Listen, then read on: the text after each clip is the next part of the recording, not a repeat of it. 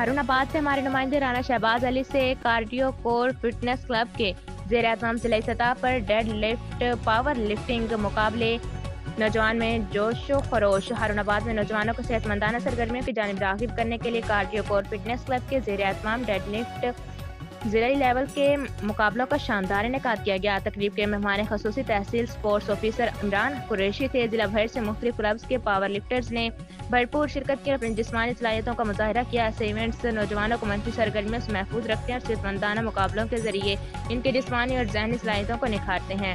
شہریوں، کھلاڑیوں اور مہمانوں نے کارڈیو کور فٹنس کلب کے اس اقدام کو سراہا اور امید ظاہر کی کہ آئندہ بھی اس طرح کی سرگرمیوں کا انعقاد تسلسل سے جاری رکھا جائے گا۔